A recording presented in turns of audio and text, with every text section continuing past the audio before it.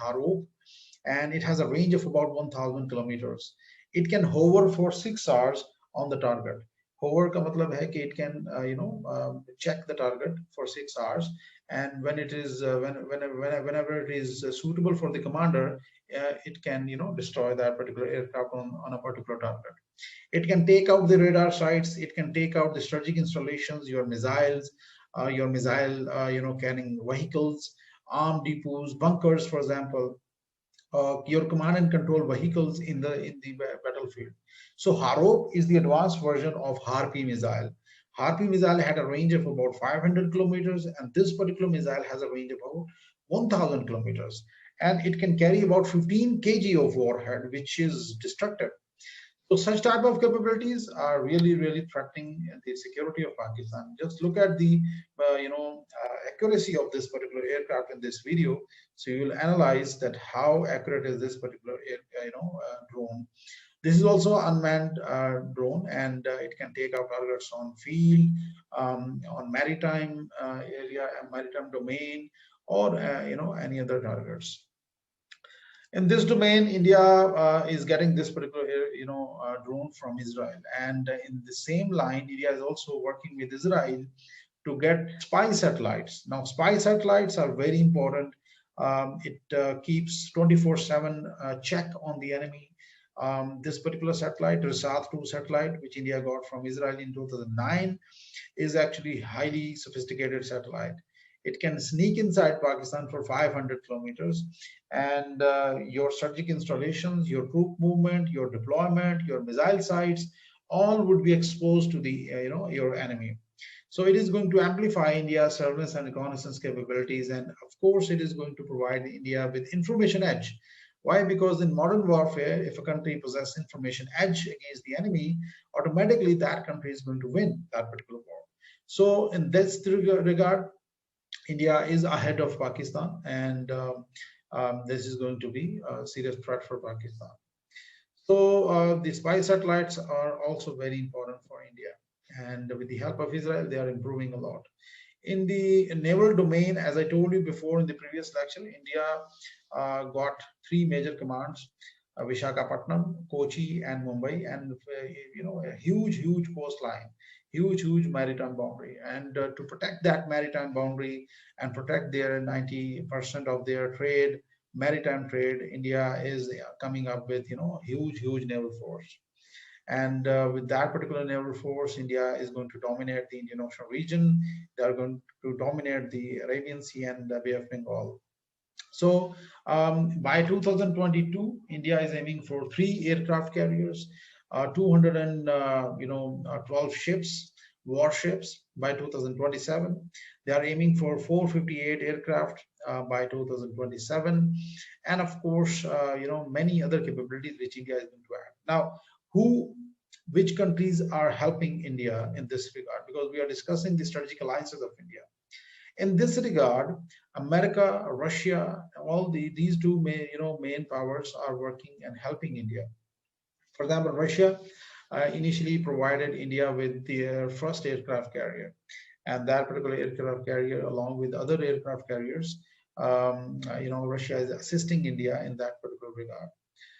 India also got a nuclear submarine from Russia previously, Akula 2. And this particular submarine, it is INS Chakra, it is on leased from Russia. But India is coming up with their own you can say indigenous nuclear submarines, and these submarines can provide India with second strike capability against Pakistan and China, of course. So Russia is predominant power in this regard, and Russia is assisting India in this regard. Aircraft carrier they provided, and then submarines they are helping them, and both countries are also manufacturing, you can say, producing the BrahMos hypersonic missile. And this particular missile, it has a speed of Mach 7, and it has a range of about 450 kilometers, and it travels at the speed of 8,000 kilometers plus 8,000 kilometers per hour, which is very fast. So such type of capabilities are seriously threatening Pakistan's security. So Russia is helping India in this regard, because BrahMos is basically, Brahm means Brahmaputra, which is a river in India, and Moscow, as you can see, the capital of Russia. India is also in alliance, strategic alliance with United States of America, and for maritime surveillance, United States of America provided India with P-8I aircraft, and this particular aircraft is highly sophisticated, one of the best in the world right now. And India had a deal of about $2.1 billion, and this particular aircraft has a speed of about 907 kilometers, and it has a range of about 1,200, almost 1,200 nautical mile area. It is equipped with Harpoon Block 2 missiles, Mk-54 light vehicle weight torpedoes, rockets, and depth charges to take out submarines, warships, or anything on surface or under surface. So why it is a threat for Pakistan? It can take out Pakistan's vessels on surface. It can take out Pakistani aircraft, UAVs, submarines, especially submarines of Pakistan would be under grave threat. Why? Because this is going to seriously challenge Pakistan's security. Just give me, so let's finish this. Apart from that, India is also revamping its military army, especially, and in this regard, they are getting help from Israel. They are getting Tavor guns for their special forces. They're getting special suits, night vision capabilities, improving all these things. They're equipping their soldiers with these capabilities, and Israel is providing all these capabilities to India. T90 tank is the backbone of the Indian army, and this particular tank India got from Russia. And this tank is actually playing a very important role in India's land warfare doctrine.